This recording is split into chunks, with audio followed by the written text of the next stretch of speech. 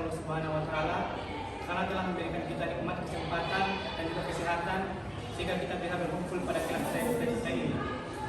Tidak lupa selawat dan salam kepada junjungan kita Nabi besar Muhammad sallallahu alaihi wasallam yang berlafazkan Allahumma shalli ala sayyidina Muhammad wa ala ali sayyidina Muhammad. Yang terhormat dosen pengampu mata kuliah Psikologi Perkembangan Ibu Rifka Fatma Putih MPS di Psikologi dan yang saya sayangi teman-teman sekalian.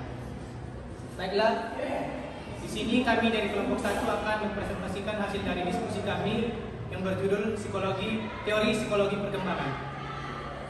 Yang pertama ialah yang akan saya bahas di sini adalah teori perkembangan kognitif Piaget.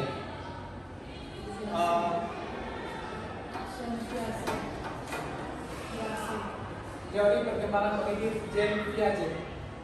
Dari perkembangan kognitif Jean Piaget. Dari teori tersebut Jean berasumsi bahwa perkembangan cara berpikir individu dan kolektif berubahnya melalui perkembangan neurologis dan perkembangan lingkungan. Jadi dia berasumsi bahwa perkembangan dari anak-anak itu berasal dari lingkungan. Orang dewasa dan anak-anak sebenarnya pikirannya hanya orang dewasa berpengetahuan. Jadi si Jean memberikan 4 tahapan dalam teori kognitif tersebut. Yang pertama adalah tahapan sensorimotor, yaitu tahapan di mana anak-anak bayi masih berusia 2 sampai 2 tahun. Bayi melalui pengalaman langsung dan interaksi dengan lingkungan. Jadi pada saat bayi masih berusia 2 tahun, dia sudah mulai mengenal lingkungan di mana dia berada, dia juga sudah mulai mengenal apa itu rumah, mainan, dia sudah mulai mengenal hal-hal tersebut. Yang kedua ialah pra-operasional, yaitu dimulai dari umur 2 sampai 7 tahun. Anak-anak mulai menggunakan simbol bahasa untuk mempresentasikan dunia di sekitarnya. Jadi anak-anak sudah mulai bisa memperbaiki rumah, mainan, dia sudah mulai mengenal hal-hal tersebut. Yang kedua ialah pra-operasional, yaitu dimulai dari umur 2 sampai 7 tahun. Anak-anak mulai menggunakan simbol bahasa untuk mempresentasikan dunia di sekitarnya. Jadi anak-anak sudah mulai bisa mempresentasikan apapun benda-benda yang ada di sekitarnya. Jadi tapi mereka masih berasumsi bahwa suatu benda tidak akan berubah. Contohnya jika mereka melihat es batu, walaupun es batu tersebut sudah mencair, mereka masih mengatakan bahwa itu sebuah es batu. Jadi mereka masih menganggap suatu benda itu tidak berubah walaupun tidak berubah. Jadi mereka masih menganggap suatu benda itu tidak berubah walaupun tidak berubah dari bentuknya. Yang ketiga ialah operational constraint, yaitu di mana mereka berumur 7 sampai 11 tahun. Anak-anak sudah mulai berpikir secara logis tetapi masih terbatas pada situasi konkret. Yaitu mereka pada saat umur 7 sampai 11 tahun tersebut, anak-anak sudah mengetahui sebab daripada akibat. Yang dimana contoh adalah kita kalau kita 7 sampai 11 tahun itu sama dengan kita waktu SD, kelas 1 sampai kelas 6. Jadi di kelas 1 sampai kelas 6 itu kita sudah mengerti sebab daripada akibat daripada yang kita berbuat. Misalnya kita tidak mengerjakan tugas, pastikan ibu guru marah. Kita sudah mengerti akan hal tersebut. Jika kita datang terlambat, ibu guru akan marah. Jika kita makan, kita akan kenyang. Mereka sudah mengerti sebab dan akibat daripada apa yang mereka perbuat. Yang keempat adalah operasional formal, yaitu 11 tahun ke atas. Jadi di teori kognitif tersebut, jika seseorang sudah berusia 11 tahun ke atas, individu dapat berpikir secara abstrak dan hipotesis. Yang dimana menurut si Jean tersebut, jika kita sudah berusia 11 tahun ke atas, kita sudah berpikir secara matang, secara konkret dan secara formal, dan dia sudah berasumsi bahwa jika kita sudah berusia 11 tahun ke atas, kita sudah bisa berlaku secara formal, secara orang dewasa lah tentunya. Mungkin cukup sekian dari saya.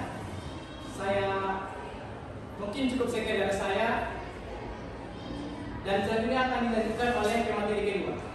Terima kasih kepada moderator yang telah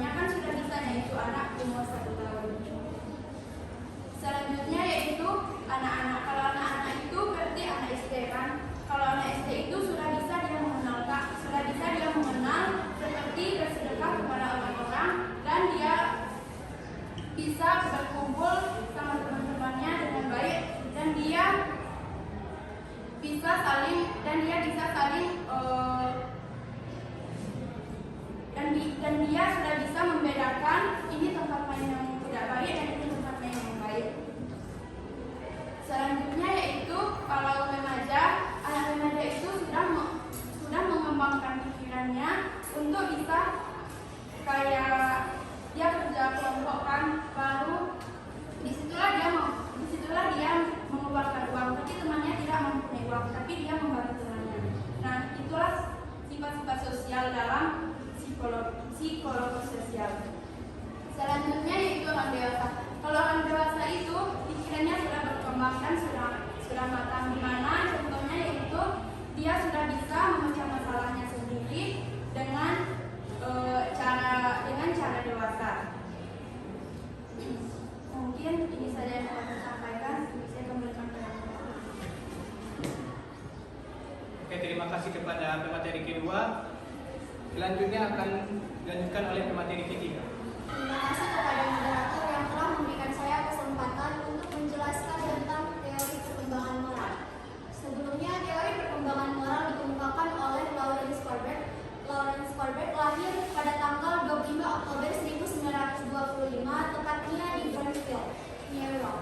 Awalnya, Corbett sangat tertarik dengan karya Piaget yang berjudul The Moral Judgment of the Child. Jadi dengan ketertarikannya dengan karya Piaget, moral mendorong dirinya untuk melakukan penelitian tentang proses bagaimana sih perkembangan moral pada anak. Sebelum kita masuk ke teori perkembangan moral pada anak, kita harus mengetahui dulu apa sih itu moral. Moral berasal dari bahasa Latin yaitu mores, yang artinya tata cara dalam kehidupan, atau kita bisa menyebutnya dengan adat istiadat atau kebiasaan-kebiasaan. Menurut Corbett, teori perkembangan moral terbagi menjadi 3 level, yang di setiap levelnya terdiri dari 2 tahapan.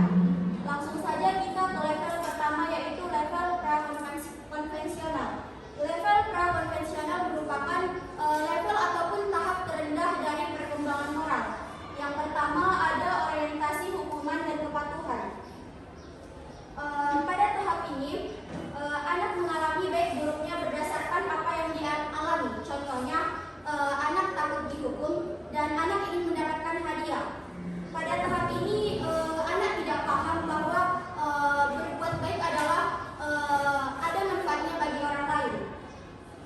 Jadi di tahap ini anak lebih fokus kepada dirinya sendiri. Contohnya, siswa mematuhi peraturan guru karena takut dihukum.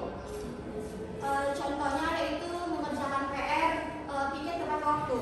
Contoh yang kedua yaitu siswa rajin belajar karena ingin mendapatkan nilai. Jadi jika dia mendapatkan nilai, dia akan mendapatkan juara. Jika dia mendapatkan juara, dia akan mendapatkan hadiah dari orang tuanya. Jadi di tahap orientasi hukuman dan kepatuhan ini, anak didasari pada hukuman dan hadiah. Yang kedua yaitu orientasi relativis instrumen. Di orientasi relativis instrumen ini, anak menganggap perilaku yang benar adalah apa yang diminatinya. Pada tahap ini anak berpikir, kalau saya melakukan ini, apa manfaatnya sama saya? Dan apakah hal ini saya butuhkan? Contohnya adalah, kamu garuk punggungku dan aku akan garuk punggungmu. Jadi di tahap orientasi relativis instrumen ini sama seperti simbiosis mutualisme. Yang kedua yaitu ada level konvensional. Level konvensional ini merupakan level ataupun tahap penengah dari teori perkembangan moral. Yang pertama ada orientasi kesepakatan antar pribadi. Saya ambil contohnya yaitu orientasi anak baik. Pada tahap ini anak mencoba menjadi baik agar diterima oleh masyarakat atau teman-temannya. Jadi baik buruknya pada anak ini tergantung orang lain. Sepertinya anak ikut membantu kerja bakti yang ada di desanya agar anak tersebut dianggap baik oleh masyarakat setempat. Jadi kesimpulannya pada tahap ini, si anak ingin mendapatkan penilaian yang baik dari orang lain. Yang kedua ada orientasi hukuman dan ketertiban. Pada tahap ini, anak sudah mulai memahami apa sih itu hukum, apa itu aturan. Jadi di tahap ini anak sudah tahu apa gunanya kita menaati aturan, yaitu untuk memelihara keharmonisan dalam masyarakat.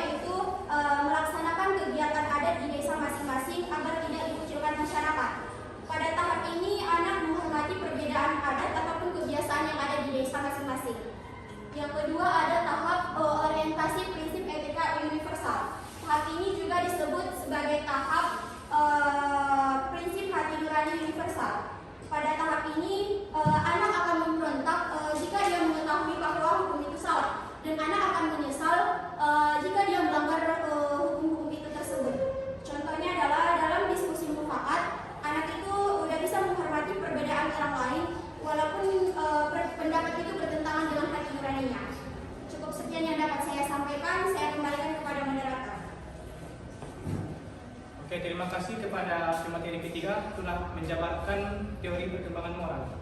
Selanjutnya akan dilanjutkan oleh pemateri keempat ataupun pemateri terakhir.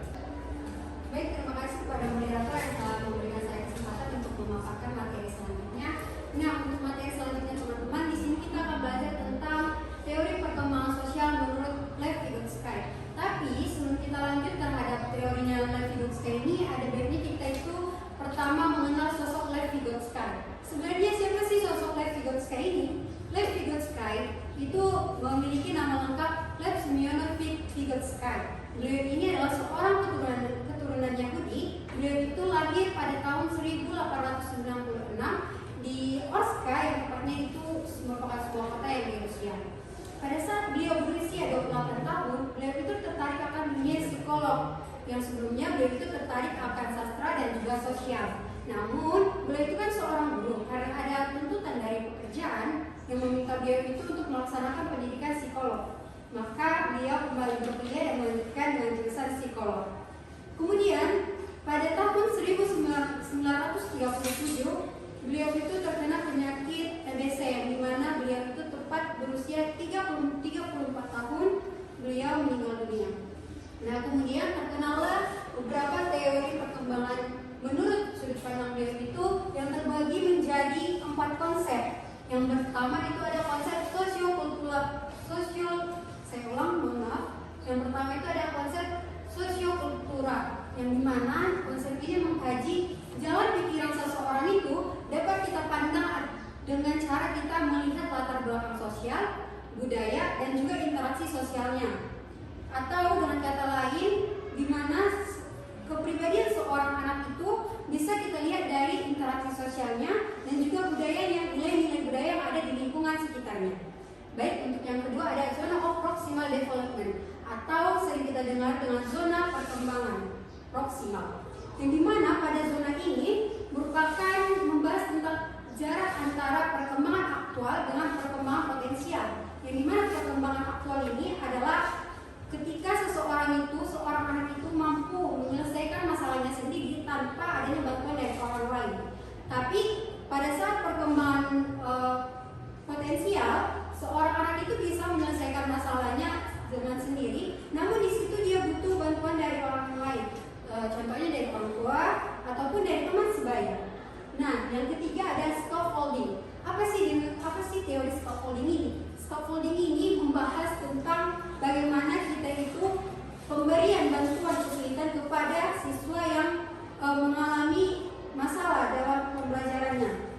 Dengan kata lain, di sini guru itu membimbing siswa tersebut tentu saja diperbolehkan. Namun bukan berarti kita itu melepaskan tanggung jawab seorang anak itu. Kita menuntut anak tersebut, kita mengajari anak tersebut tanpa anak itu harus kehilangan rasa tanggung jawabnya terhadap masalah yang ia lewati. Nah, dan terakhir ada tentang bahasa dan pikiran. Bahasa dan pikiran di sini Lev Vygotsky mengungkapkan sendiri bukan hanya sebagai alat komunikasi, tetapi juga sebagai alat untuk mengekspresikan diri dan juga sebagai alat monitoring perilaku seorang anak. Lev Vygotsky menyatakan bahwa bahasa dan pikiran ini terbagi menjadi 3 aspek perkembangan, yang dimana pertama itu dia adalah tentang social speech. Social speech ini dimulai dari usia 0 sampai dengan 3 tahun. Di sini di social speech ini dibahas tentang bagaimana bahasa itu sebagai alat untuk mengekspresikan diri, dan juga dia itu sebagai alat untuk mengekspresikan diri dan juga mengatur perilaku kita. Yang kedua itu dia ada tentang egocentric speech. Egocentric speech ini membahas tentang dimulai dari rentang usia 3 tahun sampai dengan 7 tahun. Di sini anak itu akan mencari jiwa dirinya sendiri. Istilahnya, saya ini kan hobi, misalnya saya ini punya hobi menulis, saya punya hobi menggambar, maka saya akan bertanya pada diri saya ketika saya berusia 3 tahun sampai dengan 7 tahun, apa sih gunanya menggambar itu bagi saya? Apa sih gunanya menulis itu bagi saya? Di sini tuh anak akan mencari tahu tentang dirinya sendiri. Itu teman-teman tadi yang terakhir tentang inner speech. Inner speech ini dimulai dari usia 7 tahun ke atas sampai dengan kita dewasa. Nah, inner speech ini mengacu pada kognitif mental yang paling tinggi. Ketika mental kamu sendiri, maka itu sama sekali kamu tidak bisa mengomunikasikan bahasa dan juga pikiranmu. Jadi pada umumnya teori Lev-Vygotsky ini menyatakan bahwasanya interaksi sosial budaya sangatlah mempengaruhi perkembangan kognitif seorang anak. Sekian yang dapat saya sampaikan, saya kembalikan kepada Maria. Oke, karena pemateri terakhir sudah memaparkan makalahnya, cukup sekian pemaparan makalah dari kelompok kami.